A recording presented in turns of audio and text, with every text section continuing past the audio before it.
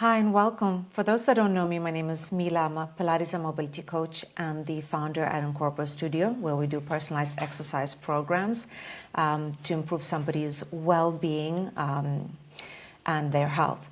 And today we have a really interesting conversation that we will have with Tawny Cross on the topic of back pain, pain management. We're gonna bust some myths and hopefully give you some tools that you can work with in order to overcome pain and feel better. Because I believe the primary factor of exercise should always be to improve our own well-being. Aesthetics follow. Whereas if we focus using exercise for aesthetics, health and well-being doesn't always follow.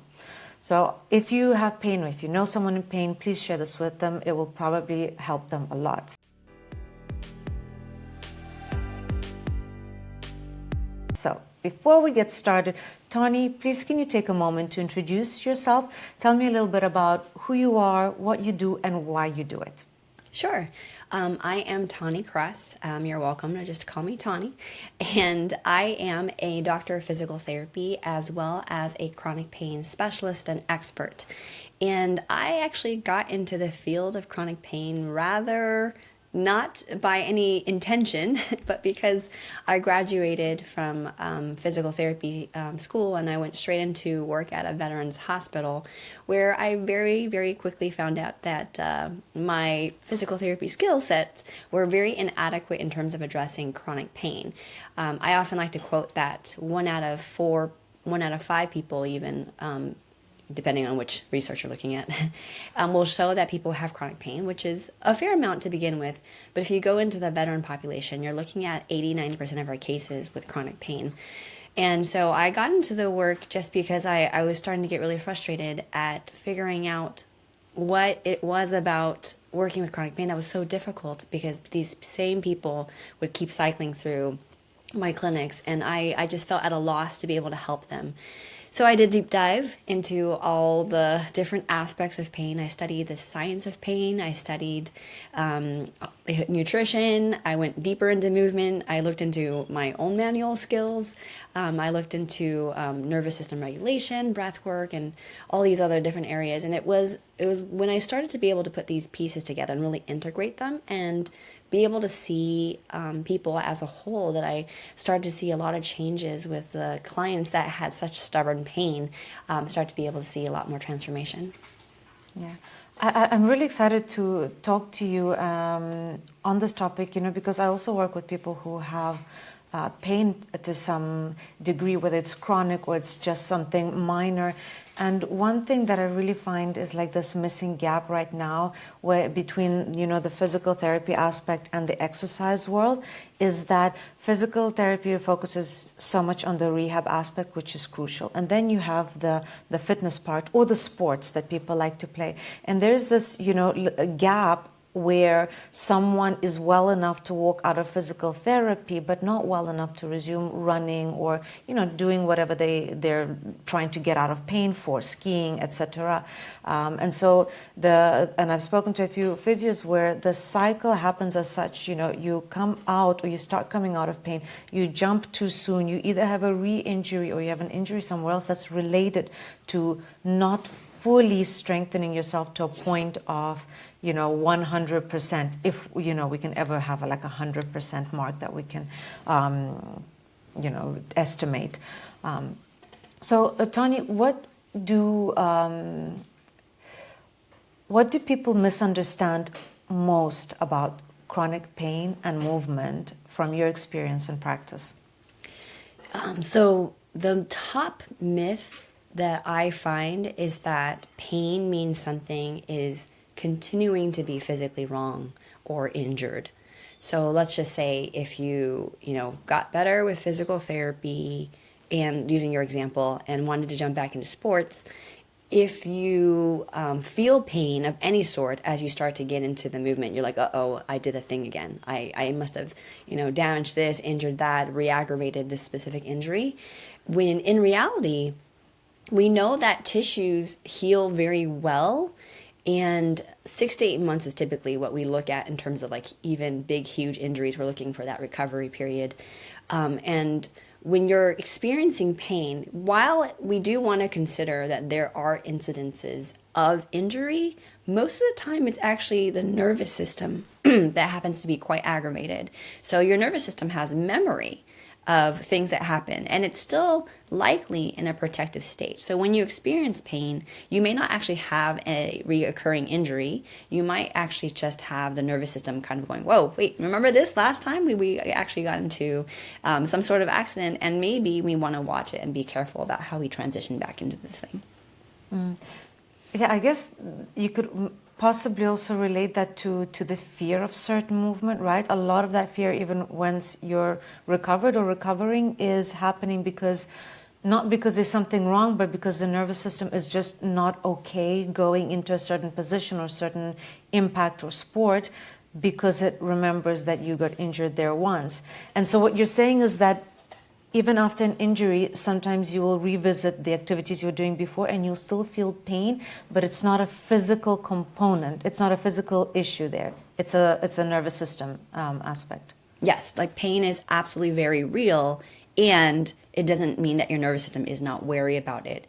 One specific example I think can be really helpful is I was working with a veteran who had extensive emotional and physical trauma around his knee. And one day we were working together, and I asked him to, like, a fraction of a movement. We're talking about a slight knee bend, moving 5 millimeters. And he goes, no, that's too much. And I'm like, okay, well, let's just try this. I want you to imagine moving the knee. And he goes, okay, sure. And then he imagines that, and he just started crying. And he's like, why does that hurt so much? And I was letting him know, I'm like, even though this is something that is a physical pain, your nervous system is like really nervous to, like, no pun intended, but like really nervous about like what you're doing with that knee. And even that imagined movement is enough to actually ignite that pain experience.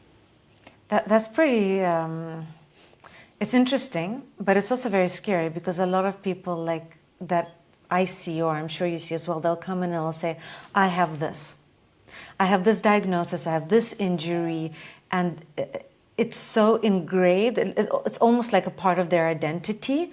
And so I guess if you could share with us, why do so many people believe their diagnosis determines their future? Like, how can they shift away from that belief of, I have a knee surgery, I have a disc protrusion, I have stenosis, and it's ingrained in how they perceive their own body. So how can we move away from that, and how does that impact them? Sure. One of the things I think we want to recognize is, again, it's not our fault. It is something that, as over time, as we, and the research actually shows, as we got access to imaging like x-rays and MRIs, there was a huge spike in actually increased pain, because people were now physically seeing what was happening on the insides of their bodies. And they were like, oh, this is the reason. And our nervous systems are designed to look for actually that one thing that it needs to fix. It's like it's looking for that loop. It wants to understand. It wants to fix those problems. And so when we lean so hard on imagery, on images of our bodies, and doctors actually are still very, very like keen on using these things to diagnose, it became the problem. And so there's a little bit on how the medical community speaks to pain, how they diagnose it, and how they sell it as, this is the thing that needs to be fixed. So what needs to change there is actually the way that medical community approaches it. Like, and that is true for even people in my hospital. Like I've done education around scanning, and some providers are so on board, and other providers are just like, no, this is the way that we do it. The other thing that I think is important to understand to help us shift away from being really married to a diagnosis is understanding that our bodies function as ecosystems, and not one variable is actually more important than another when it comes to something like your health and then pain. So an example of this would be if we think about our body as an ecosystem, and the physical diagnosis is one of those things. One thing I like to share is that tissue injury, again, is not the same thing as pain. And if you scan through your life, chances are you've encountered some time when you found a bruise and a scratch in your body and you're like, okay, where did this come from? Which is fascinating because that happens to everybody, and that tissue injury didn't give you pain. I had one veteran even come to see me. He had dropped a heavy piece of concrete block on his toe, and it was bleeding. It was totally bruised, and he was laughing. He's like, I have not had any pain in that toe for 3 days, but I'm here for my right knee, and my right knee, x-rays look clean, MRI looks clean, but it's like 10 out of 10 pain. And I'm like, totally, that is a wonderful example of that tissue injury does not mean pain. Things that do impact us are sleep, nutrition, our stress levels, emotions. These things are adding load to our nervous system, and it's the cumulative effect of all those things. Maybe there's a little bit of physical, maybe there's a little bit of nutritional stress, sleep stuff, life stuff, and all those things together are more likely to drive the pain experience than one thing alone. So when you start to see and be able to recognize like that your system works as a whole, that can help you lean away from that one physical thing that is the problem. Yeah, and you mentioned earlier about people relying so much on imagery and having those scans, having that diagnosis, which on one hand is very, very helpful. So is it more, would you say it's more of a communication that, triggers that emotional or psychological perception of pain? I'm just trying to understand, to what degree do we need to know the diagnosis, and to what are we overdoing it? Because I get clients, and I've had clients that one, for example, who has fibromyalgia, and she'd come in and she's been diagnosed with fibromyalgia, and then she's been told by the doctor that it's all in her head. And I just found that such a disconnect of information, that same person diagnosed her with basically saying you're going to be living in pain for the rest of your life, and then being told it's all in your head, you have to calm down. And it's the worst thing you can tell someone in pain is just to calm down. It's all in your head. But it's so important how we communicate, because that shapes that perception, and then it becomes so hard to come out of something that has become the new reality. It's almost like you have to build a new reality around a certain movement or over being in pain all the time. Yeah, that is such a good point, because truly, like, the language around how we convey what pain is does need a shift. And one of the things that stands out to me is, like, if you're in the mind world, they are very much like, oh, it's in your head. And if you're in the body world, they're like, oh, it's this diagnosis. So I like to point out it's not one or the other, it's always both, right? Because, like, your system, pain works bidirectionally. Even if it was something like an ankle sprain, if you're walking on the street and, you roll your ankle on a pineapple or something, your nerves from the ankle will communicate to your brain, and your brain has to decide, ooh, this is something that, like, I need to protect the tissues from. And it happens in milliseconds, so we're not really quite aware of it. And then your brain will actually produce pain, inflammation, or let's just say the whole nervous system will produce pain and inflammation to protect that ankle. Now, that being said, again, it's two things that are happening, or at least as simplistically as we can say it. There's two things that are happening. There's the message that's coming from your body to the brain, and then there's a message from your brain to your body. So pain as a whole, whether it's chronic or not, is a 100% psychological and 100% physical process. The thing that I think is frustrating in the medical community is that we have perpetuated this idea that pain is something that, like, if you're living with it more than 3 to 6 months, is going to be forever, when that's not necessarily the case. Like, not to say that like everybody's going to be cured or healed, but there's going to be a spectrum of recovery, and to some extent chronic pain cases have actually, like, 100% fully resolved. So we don't want people to fall into this space of like, oh, I'm going to be like this forever, because truly our tissues, our nervous systems adapt, and we want to be able to give that ability to understand that there is possibility of recovery. Because if you're thinking to yourself, okay, I'm never going to recover, then your choices become different. Your choices become like, okay, this is my life now, and like the way that you think, the way that you feel, all of that changes.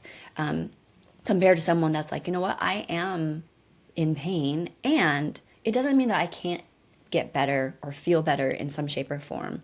And whatever the doctor said, of course he or she has his expertise in something, in their whatever they studied. It doesn't mean that they know everything about you or know everything about where your life is going to go. They're not, what you call it? Fortune teller. Fortune tellers. There you go. Exactly. Yeah. So I guess, as for somebody listening to this, if you are the patient or the person in pain, we can't always control how other people will communicate a message to us, but we can control like how we perceive it, how we take it.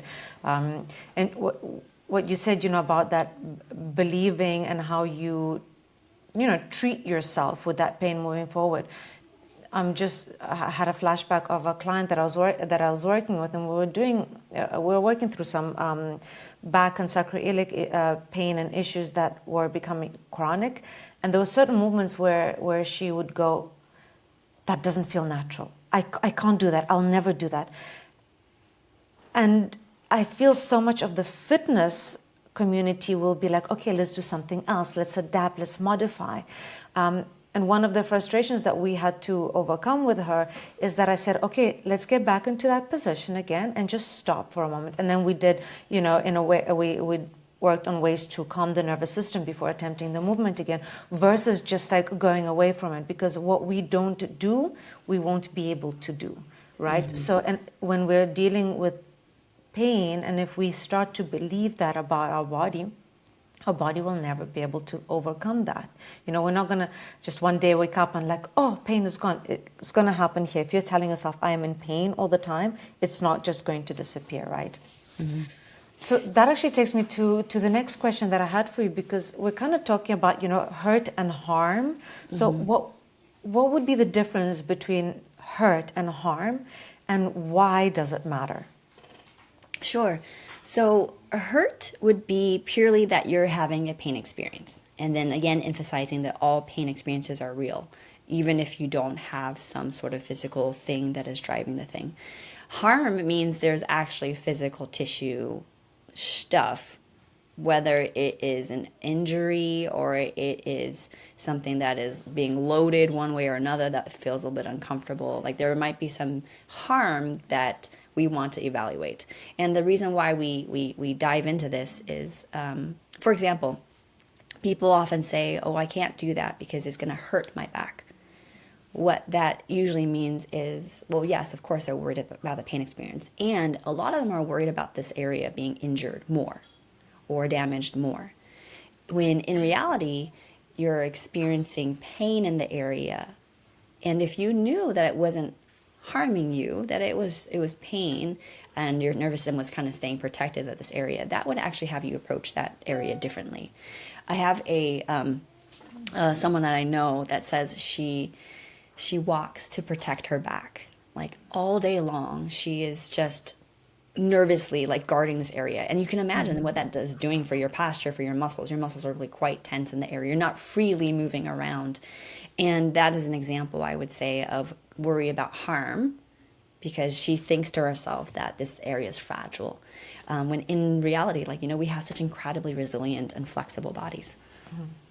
I was talking with an osteopath, and she was telling me, the body is never just chilling. It's always working to recover, always taking us back to like our healthiest self. And we take that so much for granted, thinking that we have to like brace or, protect it because it will break or collapse on us.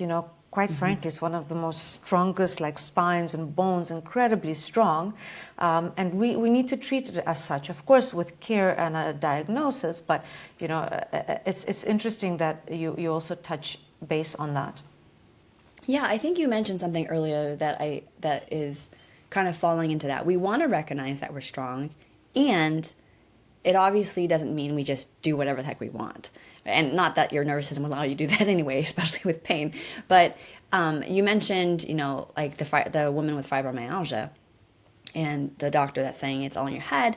If we know that pain is not just physical, it doesn't mean that we can just overdo. Like our nervous systems take time to adapt. And so if we're leaning into broadening what we can do, it doesn't come with just like, okay, letting go in a second. Mm-hmm. It comes with actually practice and teaching the nervous system that these movements are safe, which I really appreciate, Mila. I was looking at a workshop that you sent to me recently, and I really appreciate the language that you're using behind, because like you're one, really emphasizing, whatever feels good to you right now. Like, and you're not putting people in a box on like what should be done, and like this is maybe not what we want right now in this position, and this is another way that we can do it. And I really, really appreciate that language, because it really shows that what you're guiding people to is understanding their bodies better and starting to help them lean into movements that might feel a little bit maybe alarming in the beginning, and they can grow into being able to do that more and more. Yeah. Oh, I thank you so much. I feel sometimes that it's, really hard to communicate that, because being more on the exercise, and I really try to separate and, say not so much fitness what I do, but it's really exercise and mindful exercise, because so often I get clients or people that come to see me for a trial session, and they want instant, they want fast, and they want the right versus wrong. And I've had clients where we really like the way that they give me feedback has had to change, because they say, is this right or wrong? And I'll be like, I don't know, let's talk about it, because if it's right for you today, if it's right for you in this position, how are you, what are you feeling here? How's the nervous system responding? Are you in a panic? Is this calm? Because not all pain is bad pain. Some pain we can just move out of. Others, as being a movement coach, I will completely avoid, because it's not my line of work, of course. But it's very hard to communicate to people that there is no right or wrong. There is no this or that. And I really appreciate you giving me that feedback, just because it's such a uphill battle. It's like, carrying a boulder up the Alps, where the whole social media and the digital world is based on quick fix, do like this, not like that, you're in pain because of that, do this and it will, stop. Which is one of my biggest frustrations with this whole, online and even fitness in general. And I'm glad that we're on this, because I do want to talk to you about what do you find wrong with, the one size fits all approach, and, things like this one stretch or this one exercise will fix your back. How do you take that as a physical therapist and somebody who works with people who need that advice the most? Yeah, so absolutely. It is such a huge pet peeve of mine as well. And if I ever use it, it is mostly in jest. Like I post something and I'll be like, this is the one exercise, and then I'll put down below the one exercise that you like the best, or something like that. Yeah. We really have this tendency to be in that easy strategy. And again, that's disrespecting the complexity of the nervous system. And this is not just like on an individual level, this is in like research level basis too. Like if you're looking at this one study that showed 90% of back pain improved, you're looking at oftentimes a very rigid research study where they're taking people that are very similar to each other. They're like, I get kind of irritated, because like most of these studies are like studied with people who are well-to-do, living near Stanford, already exercised, to have a low depression. And then if you try to translate that same research study to across a more broader population, like they call them like practical studies, it all goes to crap because they're just like, oh my gosh, all these like outliers. And this is because there's so much individuality in around our life experience, our genetics, that we cannot have a one size fits all strategy. We want to respect that of ourselves and start to lean away from trying to buy into this thing, because all it leads to is more frustration. Like, this thing didn't work for me, even though it worked for like this Joe down the block. And yeah, I think it's a pretty problematic way of pitching things. And I have not seen anybody in my world that has tried a quick fix and just felt better from it. And if even if it did make them feel better, it's always in the moment, just in the moment, and then I have to do it again and again and again. And I'm like, if you have to do the same thing again and again and again to even get a small bit of relief, that thing's not working. It's like when people do diets. They're like, well, I tried this diet for 30 days and then it didn't work for me. And it's not because maybe it was too much too soon, that they were trying to do this one thing too much at once, and they try to fix it. And long-term strategies don't work by short-term fixes. Yeah. You're just saying something, and it just links back to what we were talking about. With the quick fixes, when they don't work, and then you say, what's wrong with me? Why didn't it work for me? And you can go back into that mental state of something's wrong with me. How come it worked for him but not for me? And that I really find so toxic and harmful. And I, really, really, really do not like social media for that, because it is full of that.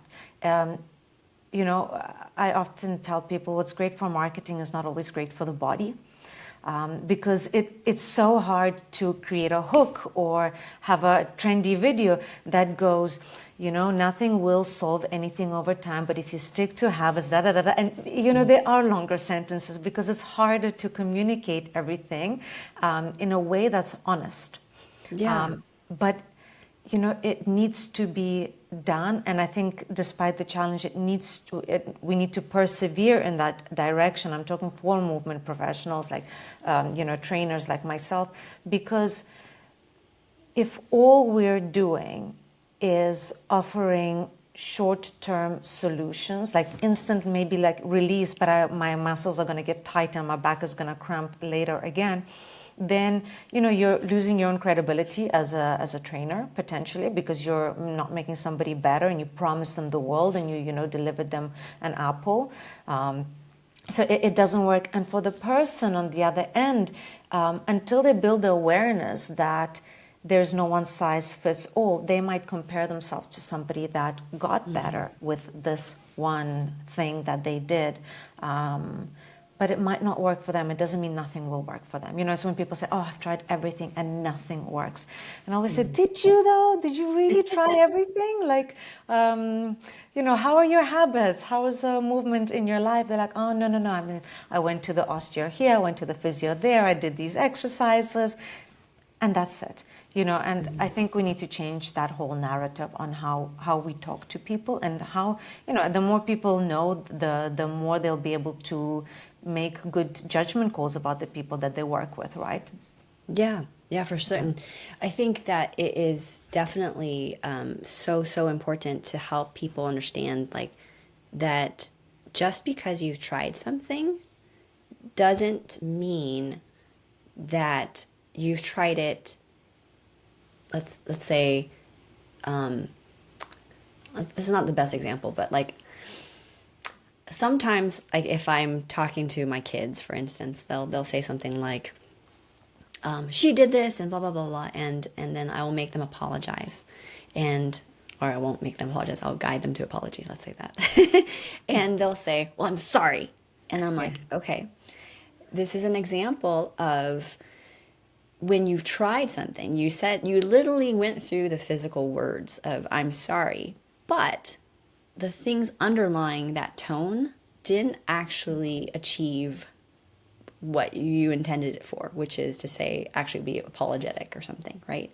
So we might try something, and it doesn't mean that our nervous systems have really achieved that movement, that thing in the way that we expected. Maybe there was this movement that we were doing from the physical therapist, and maybe it was the quote, right, unquote, exercise, but we had so much fear in that exercise that it became very scary to do and more painful.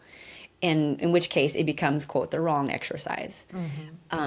So we want to understand there's like nuances to something that we've tried, right? And because like same thing, you could see a physician, like let's say you see an acupuncturist and the acupuncturist was not aligned with you. That doesn't mean all acupuncture doesn't work. It just means that one specific acupuncture you saw didn't seem to like help you achieve the goal that you wanted to have. So yeah, I think there's so much nuance, and it is tough to be in a framework of like I've tried everything, because then you again paint yourself in a box like I can't get better. Yeah, I was actually just thinking, I have an example that I think makes sense. I want to try and give this other example. We'll see if we're on the same trail of thought. People who have tight muscles, let's take, hamstrings, for example, right? Tightness in the hamstrings, and then stretching them. And then you see people get into a stretch. Well, I've seen many people get into a stretch and be like, oh, that feels great. I can really feel that stretch. And I'm like, does that really feel great? or does that hurt? Are you kind of like tense there? They're like, yeah, but I can really like push myself further. And I have to stop that, because I need to explain that that's not going to be better for you, because you think you're reaching into stretch, you're pulling out that muscle, but your nervous system is freaking out, meaning the moment you come out of that, it's going to take all that flexibility and pull it back, because it said, whoa, we almost died there. Let's not do that again. And it's a great example of how people say, stretch all the time and nothing helps. Obviously, it's a poor example, because then you have to complement it with strength, but it's that step one to improving our mobility. And so I tell them, get out of that, get into a point just before the pain where it still feels like really good, and you're able to breathe and really enjoy that, and the nervous system calms down. And once we have that, that's where the magic happens. But it's not a sexy thing to do, right? Nobody wants to like come to a session or a workout at home and they have 10 minutes and go to a point where they feel like it's not like death. And, so I think that needs a little bit of rewiring from even the client's side, where you need to be aligned, the movement needs to be aligned with your nervous system, or we can tell someone who doesn't really understand nervous system, with how your brain is feeling in that moment, right?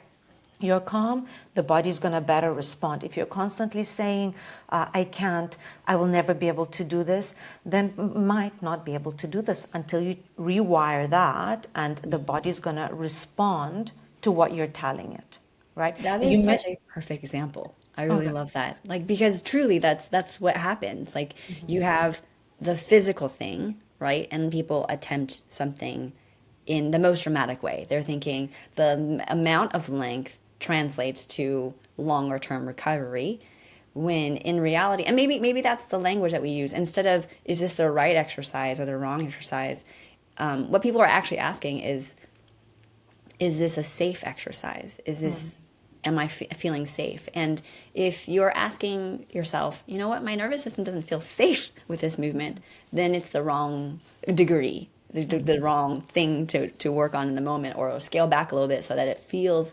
safer. So yeah, I think that's a great example. Because also you mentioned, right, like when you were talking about pain and the ankle and the knee earlier, you said it sends the message to the brain, and the brain then sends the pain waves. I'll talk in layman terms, but the pain waves down to the ankle. So that perception of self is so important with movement. So then, what's a better approach than chasing, the perfect fix or exercise or stretch? Like, where should people start instead? I think the more that we can get ourselves to understand what our body's communicating, the better that is. Because truly, what happens with pain is there's a disconnect between mind and body. Like there's too much mind. We're like just mind over matter. Keep going. Like just I can push myself to the longest length, whatever. And then there is less appreciation for understanding what your body's saying. Your body's like your face is grimacing. Your body is screaming, "Oh, whoa, this is too much." And if we learned to slow down, pause and listen and understand what our body's communicating to us in the moment, be able to find this zone. I call it the Goldilocks zone, but like the The Goldilocks what, zone sorry? where the Goldilocks, I don't know if you know the story. Goldilocks, yeah? Yeah. Where you're challenging your body just enough to start to stretch it and have it come out of its closed little comfort zone, and but not enough to freak it out. That would be the space that is going to be incredible for you in terms of growth, just not only on a physical level, but in your psyche, your emotions. So yeah, more body awareness, I would say, if I did put it Yeah. down into two words. Yeah, you know, having that internal dialogue when you exercise or when you're, you know, partaking. It could be a habit, right? It could be a run or a walk or whatever you're doing. If I understand and agree with you, you have to just be more aware, coming out of the comfort zone, but not going into the pain zone. And there is the Goldilocks. Can we just name that the Goldilocks zone, okay? Yeah. Perfect. So in that Goldilocks zone and spending time there talking to the nervous system or talking like mind-body connection. So not completely disconnected and just out of it completely, but not so focused and stressed on it. It has to be a calm dialogue, you know, if you're partaking in exercise and you're thinking, oh, this hurts, this must be good for me, the answer is probably no. And this is why there's like no pain, no gain. Another one of those quote things that I really don't like. I'm right there with you. Yeah, but I'm glad we have Goldilocks now because I feel like now we have something that's short and explains that sweet line between out of the comfort zone before the pain and the stressful state of nervous system. So yeah, I really enjoyed this. And just to like sum it up for me, just as my trail of thought runs, what we want to understand is pain doesn't always mean there's something wrong, but it is an indication that you need to focus on it. It can be psychological, so pain can be something that your body perceives as will hurt you, and is doing rightfully so. It means there is something there, past injury or something that you never really got out of. So yes, we want to be aware of it, but it doesn't mean that there's something wrong. And in both cases, we do want to believe, we have to be like positive. We do want to believe that we'll come out of it, because the moment we get into the mentality, this is my age, this is fine. I had an injury when I was playing soccer in school. Now I can never play soccer again because my knee hurts and that's it, it's broken. No, like the more you tell yourself that, the more that's going to be your reality. So the self-communication is important. And then we have to understand that, you know, anything that's super trendy, you know, exercise, stretch, even a tagline like no pain, no gain, those things are better for marketing, not as good for the body. What we want is really to understand the holistic photo of the body. You know, there's movement, there's mind, there's nutrition, there's sleep, there's so many more factors, and we are not going to find one. We have to start pulling, you know, on all of them just a little bit until we find it doesn't have to be a perfect on every spectrum, but it needs to be all coming in towards that, you know, more of that homeostasis, that self-healing state. And over time, figuring out those little things that work for our body, or working with someone that can help you figure them out faster. No one else is going to do it for you. And so what we want to start is taking yourselves out of the comfort, but not into pain. Right? Is that kind of like, how would you think my understanding of everything? I think that's perfect. Yeah. Like, and I really like the distinguishing on the comfort versus pain, because for everything we want is just outside of our comfort zone, which does mean a little bit of pain. You know, like you're teasing into pain. It's just not the overdue, like no pain, no gain type of strategy. So yeah, I think that was a lovely summary. Thank you. I really, I'm so glad that we've connected, because I really love your outlook on this, and that you have the client or the patient or the customer in mind. So the way you talk and communicate to them, you're always thinking of how they'll perceive it, how will they get better, not like this is fact, I communicated, bye-bye. So I really do appreciate it. I'm so happy. I really hope that we'll talk more and dive into this topic, because the people that need it most usually when it comes to exercise are the ones that get left behind with all of these trendy things. And we need to start looking at exercise and mind as something that is a long-term goal and is achievable. And so that's why I find this topic really important. I loved being here, and I really appreciated connecting with you as well. Awesome, Tony. So thank you very much, and we'll talk again soon.